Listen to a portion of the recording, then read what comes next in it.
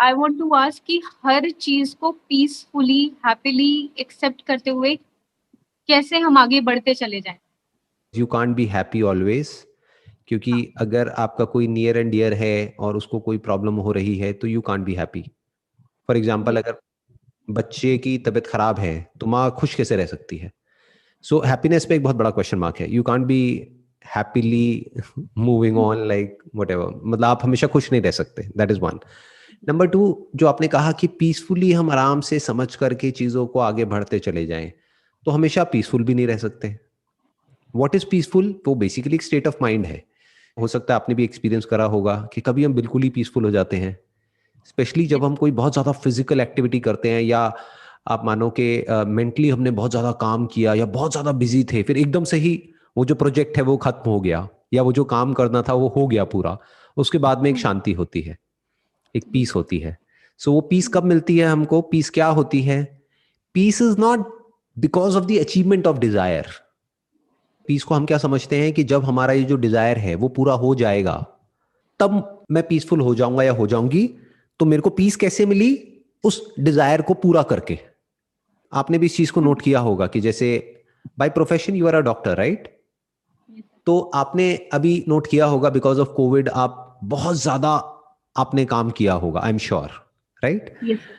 आपने अपनी लिमिट्स को बहुत ज्यादा पुश किया होगा in terms of activity, in terms of जो भी कुछ आप देख रहे थे चारों तरफ, राइट? हॉस्पिटल्स में, यहाँ पे वहां पे।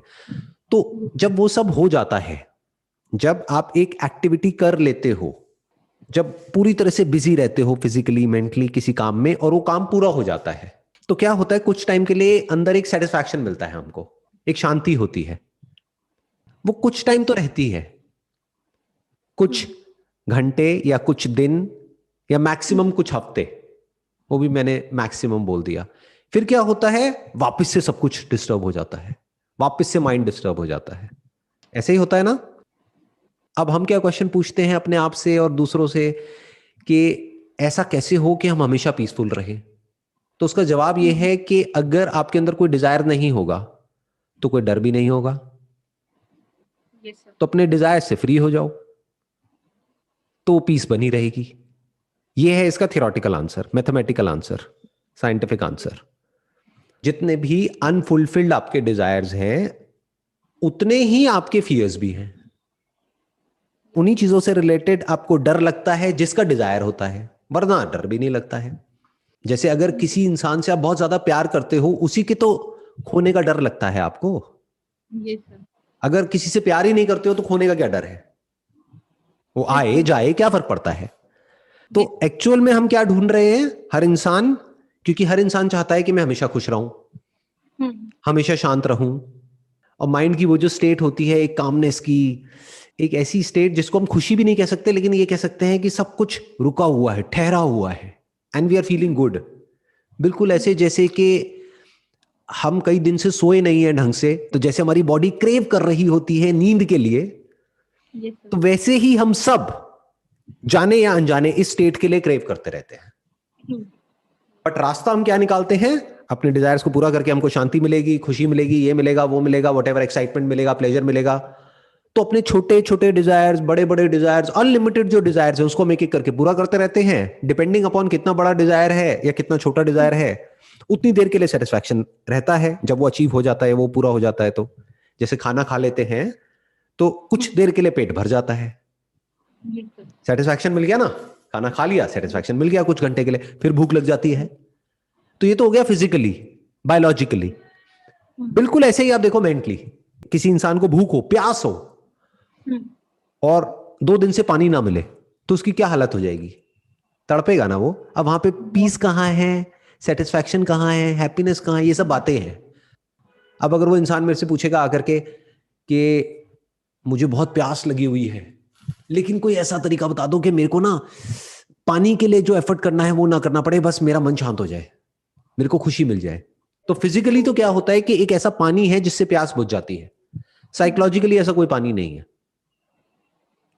तो फ्रीडम फ्रॉम डिजायर, और ध्यान से समझना जब मैं डिजायर वर्ड यूज कर रहा हूं तो क्या बोल रहा हूं। अब इसको भी अगर आप एक्सट्रीम में पुश करोगे तो कंफ्यूज हो जाओगे। आप कहोगे अच्छा इसका मतलब हमारे अंदर कोई डिजायर होना ही नहीं चाहिए। क्यों नहीं होना चाहिए? होना चाहिए। बिना डिजायर के आप एक्शन कैसे लोगे? जैसे जानवरों में डिजायर नहीं होता है, बस बायोलॉजिकल डिजायर्स होते हैं, साइकोलॉजिकली कोई डिजायर नहीं होता है, तो वो एक्ट भी नहीं करते हैं उस डायरेक्शन में। उनका पेट भर जाए वो खुश है, राइट, उनको और कुछ नहीं चाहिए, तो वो पीसफुल है। तो अब इंसान को ऐसी पीस नहीं मिल सकती जैसी जानवरों को मिलती है। वो इंसान की किस्मत में नहीं है। क्यों? क्योंकि इंसान के पास में थॉट्स हैं, थिंकिंग एबिलिटी है ना, ये ब्रेन है ना जो 24 घंटे एक्टिव रहती है। तो यहाँ भी एक्सेप्ट कर लो। नहीं, बिल्कुल नहीं। Why to accept? Why are we so eager to accept what is not good? ये बिल्कुल ऐसा है कि अगर किसी को ट्यूमर है, किसी पेशेंट को, तो एज अ डॉक्टर आप क्या कहोगे कि अपने ट्यूमर को एक्सेप्ट कर लो? या फिर एज अ पेशेंट वो आपके पास में आया है और आप एक सर्जन हो, तो आप कहोगे कि I see what best I can do, मैं देखती हूं कि क्या किया जा सकता है, इसको कैसे हटाया जा सकता है, क्या मेडिसिन ली जा सकती है, कैसे करें। तो यहां पर ट्यूमर क्या है, यहां पर ये बीमारी क्या है? डिजायर। कौन सा डिजायर? सेल्फ सेंट्रिक डिजायर्स, मैं से रिलेटेड डिजायर्स। मैं ये हूं और मुझे ये चाहिए, फिर मुझे वो चाहिए, मुझे ये नहीं मिला, मुझे वो नहीं मिला। ये सारे डिजायर्स हमको एक भिखारी के जैसा बना देते हैं। बस मांगते ही रहते हैं मरते दम तक। सब मांग रहे हैं, ध्यान से देखो, कहीं पर भी चले जाओ, लाइनें लगी हुई हैं लोगों की और सब मांग रहे हैं, लाइन में सब खड़े हैं, सब कुछ ना कुछ मांग रहे हैं, चाहे एज कम है चाहे ज्यादा है। डिजायर्स पूरे होते ही नहीं है, एक पूरा करने जाओ हजारों नए खड़े हो जाते हैं।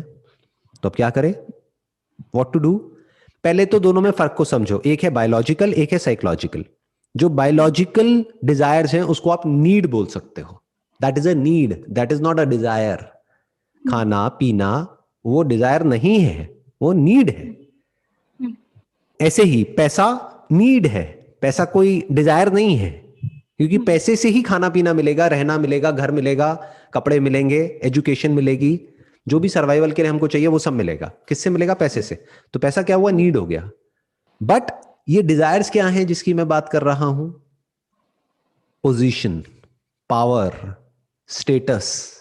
सर आपकी इतनी वीडियोस देखी, इतनी ज्यादा वीडियोस मैंने देखी हैं और इवन रिपीट भी करी है 3-4 बार, पर सर ये चीज तो जाती ही नहीं है। ये जाएगी नहीं जब तक कि आप अपने आप से क्वेश्चन नहीं पूछोगे। मेरी वीडियो से क्या होगा? एक इंफॉर्मेशन है जो आपके अंदर फीड हो रही है। वो जो इंफॉर्मेशन है वो बेसिकली क्या है? वो एक तरह की पॉइंटिंग है। मैं मतलब आपको इशारा कर रहा हूं किसी तरफ। अगर उस इशारे को आप समझ जाओ तो काम हो सकता है। जैसे फॉर एग्जाम्पल मैं कह रहा हूं देखो चांद वहां पर है, तो आप क्या कर रहे हो? आपने मेरी उंगली को ही पकड़ लिया है, आप कह रहे हो वाह उंगली कितनी अच्छी है या उंगली कितनी गंदी है, राइट?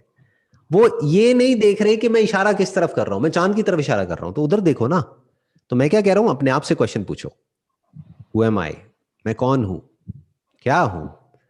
तो जब उसको हम एक्चुअल में पूछेंगे और उसमें उतना ही एफर्ट लगाएंगे उस क्वेश्चन के आंसर को ढूंढने में जितना कि हम इस दुनिया में सक्सेसफुल होने के लिए लगाते हैं, जितना एफर्ट करते हैं, तो फिर उसके आंसर्स मिलने लग जाएंगे। Then you will be free from yourself. फिर क्या बचा रह जाता है? फिर जो बचा रह जाता है उस लेवल पर कोई सफरिंग नहीं है, कोई दुख नहीं है। सर मुझे ना इसमें ये पूछना है कि अगर हु एम आई वाला अगर हम क्वेश्चन पूछते भी है, मुझे उसका ना ये समझ नहीं आता कब तक हम पूछे, क्या ड्यूरेशन हो, किस टाइम हम ये पूछे। पूरे दिन में 24 आवर्स में चलो मेरे को फ्री टाइम मिला, should I give 1 hour for that to ask this question, half an hour में दूं, कब पूछूं मैं ये क्वेश्चन? हर दिन आधा घंटा देती रहूं इसको पूछने के लिए? फिर तो खुद ही लगेगा मैं बेवकूफ हूँ क्या, आधा घंटा रोज वेस्ट कर रही हूँ हु एम आई पूछने में। बिकॉज सर टू बी मतलब यहाँ पे मतलब टाइम मैनेजमेंट वाला जो चीज है ना थोड़ा सा इम्पोर्टेंट हो जाता है। ये बिल्कुल ऐसा है कि आप मेडिकल फील्ड से हो और अपने आप से कोई क्वेश्चन पूछते चले जा रहे हो, मैं सर्जरी कैसे करूं, सर्जरी कैसे करूं, सर्जरी कैसे करूं। तो अगर 100 साल तक भी पूछते रहोगे तो कोई आंसर नहीं मिलेगा ना। अगर ये क्वेश्चन एक्चुअल में आपके अंदर आया तो आप क्या हाँ करोगे? सर, पहले मैं वीडियोस देखूंगी जिन लोगों ने सर्जरी करी हुई है इनिशियल स्टेज पे कि कैसे करते हैं। बिकॉज अगर ये पूछती रहूंगी तो आंसर जब तक नहीं आएगा जब तक मेरे हाथ में कुछ होगा नहीं, इंस्ट्रूमेंट्स नहीं होंगे, कुछ देखूंगी नहीं, क्लू नहीं मिलेगा मेरे को। अगर आपको इंस्ट्रूमेंट्स भी दे दिए जाएं जो भी चाहिए सर्जरी के लिए, और एक हाँ बॉडी भी दे दी जाए सर्जरी करने के लिए, और हाँ। आपने कुछ वीडियोस देख ली, तो क्या सर्जरी कर दोगे? प्रैक्टिस प्रैक्टिस किस पे करोगे? ऑन दैट बॉडी जो मिली है। ध्यान से समझने की कोशिश करना। आपने क्या किया? आपने किसी ऐसे इंसान से सीखा किसी ऐसे इंसान से क्वेश्चन पूछा जो कि ऑलरेडी उसमें एक्सपीरियंस्ड है, उसको एक्चुअल में पता है कि सर्जरी कैसे करते हैं, सिर्फ बुकिश नॉलेज नहीं, प्रैक्टिकली भी उसको पता है, फिर चाहे आपने ऑनलाइन सीखा या पर्सनली उनसे मिल करके क्वेश्चंस पूछे और अपने डाउट्स को क्लियर किया, क्योंकि जब ये क्वेश्चन पूछोगे सर्जरी कैसे करनी है तो बहुत सारे डाउट्स भी तो आएंगे ना, या अगर आप एक्चुअल में करोगे तो क्या होगा कि आप कर रहे होगे और कुछ सही करने की कोशिश करोगे, कुछ गलत हो जाएगा, खुद एक्सपेरिमेंट करने लग गए तो हो सकता है वो बॉडी की डेथ ही हो जाए। सो यहां पर क्या है इसमें हुआ एम आई वाले क्वेश्चन में, जो बॉडी है वो आप खुद हो। अब वो एक्सपीरियंस पर्सन कौन है? जिसने खुद के ऊपर ये सर्जरी कर रखी है, एक तरह की सर्जरी है ये, जैसे कुछ काटना होता है, कुछ निकालना होता है, फिर अंदर से आप समझे, आप डीप में जा रहे हो ना, you are going to the root of the problem और जड़ से उसको हटाने की कोशिश कर रहे हो। ऐसे ही ये जो मैं है, इसकी जड़ में जो लोग गए हैं पास्ट में, कोई एक दो लोग नहीं है, बहुत लोग हैं, उनसे पूछो ना ये सवाल। अब सवाल उठेगा कहां जाकर के पूछूं, कहां से ढूंढूं? अरे तो ढूंढो। अगर आपके अंदर से ये उठेगा सवाल कि मैं जानना चाहती हूं, तो बहुत लोगों की बुक्स मिल जाएंगे आपको, मैं आपको आंसर दे सकता हूं, बट मैं क्यों दूं?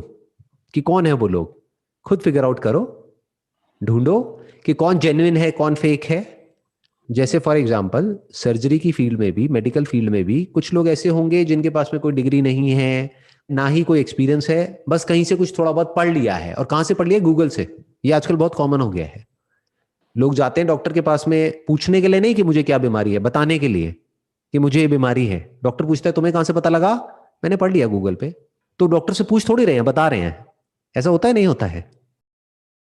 सवाल उठता है कि ये क्वेश्चन के एंड तक कैसे जाएं? गूगल नहीं बता पाएगा, तो कौन बता पाएगा?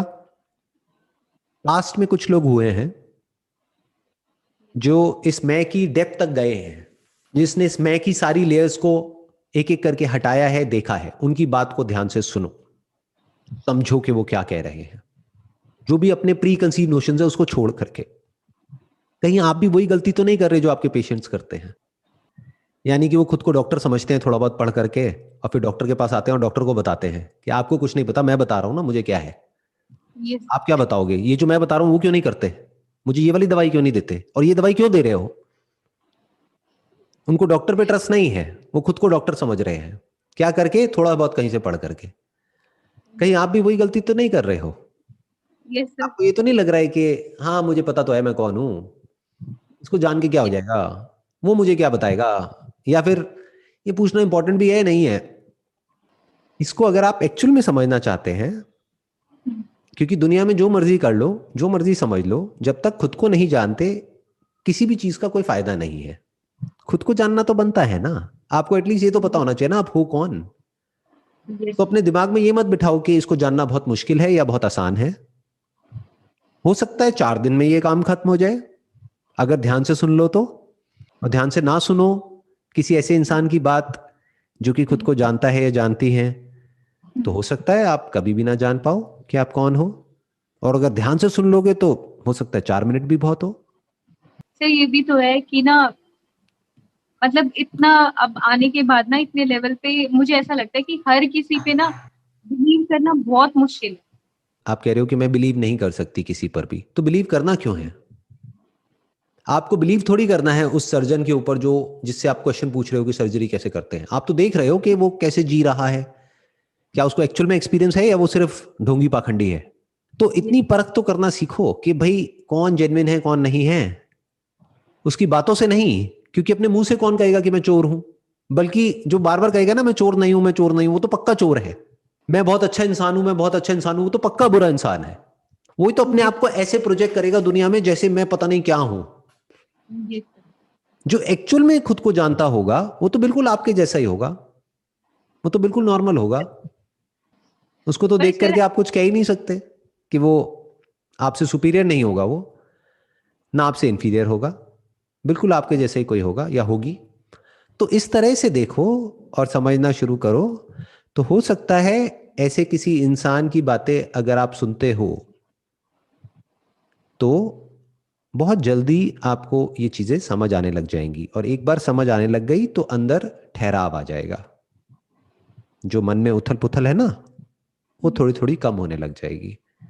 और अगर पूरी तरह से समझ आ गया तो मन बिल्कुल ही स्थित हो जाएगा। उसको बोलते हैं स्थित प्रज्ञ, यानी हमारी जो समझ है वो स्थित हो गई है। फीलिंग्स और इमोशंस के लेवल पे थोड़ा बहुत कुछ ना कुछ चलता रहता है, थॉट्स के लेवल पे चलता रहता है, बट अंडरस्टैंडिंग स्टेबल हो जाती है। अब ये कैसे होता है वो मैंने आपको बता दिया है, क्या करना होता है, कैसे करना होता है। तो जो भी इंसान आपसे कुछ मांग रहा है या आपको कुछ करने के लिए कह रहा है कि ये करो वो करो, यहाँ आओ वहां आओ, ये वो वट एवर इट इज, मेरी ऑर्गेनाइजेशन है इसको ज्वाइन कर लो, there is a strong possibility कि वो जो इंसान है उसका अपना कोई हिडन मोटिव है, तो वो आपको यूज करेगा अपने मोटिव को पूरा करने के लिए। तो उस पर ट्रस्ट मत करो। बट अगर दुनिया में कहीं कोई ऐसा इंसान था जिसने कोई बुक लिखी है या जिसकी कहीं कोई वीडियोस हैं या जो कहीं है इस दुनिया में, हो सकता है या था, तो ऐसे इंसान की बातें सुनो। हो सकता है जितने भी सवाल हैं आपके माइंड में उन सबके जवाब मिल जाए। और फिर जब माइंड क्लियर हो जाएगा तो अपना जो काम है या जो अपनी लाइफ है उधर ध्यान दो। अब कितनी जल्दी फ्री होते हो ये डिपेंड करता है आपके डिजायर के ऊपर, कि आपके अंदर कितना डिजायर है खुद को जानने का। जैसे कॉलेज में कौन है जो बड़ी तेजी से आगे बढ़ता है और कौन है जिसको 4 साल का कोर्स करने में भी मानो 10 साल लग जाते हैं। जिसके हाँ अंदर सर। डिजायर बहुत ज्यादा होता है, जो जल्दी सीखता चला जाता है, तो वो जल्दी आगे बढ़ जाता है, वो 4 साल में कॉलेज से बाहर हो जाता है। जिसको कॉलेज में मजा आने लग जाता है वो कहता है छोड़ो ना, क्या करता है यहाँ से निकल के, लाइफ बढ़िया तो है, तो वो कॉलेज में ही पढ़े रहते हैं 10-10 साल तक। ऐसे भी लोग होते हैं, देखे होंगे आपने। से बहुत। तो दो तरह के लोग हैं, एक वो जिनको मजा आने लग जाता है सो कॉल्ड स्पिरिचुअलिटी में, मेडिटेशन में, ये वो व्हाटएवर, इन सब चीजों में मजा आने लग जाता है, तो वहीं फंस जाते हैं, आगे नहीं बढ़ पाते। दूसरे होते हैं जो इन सब चीजों से आगे बढ़ जाते हैं और एंड तक चले जाते हैं।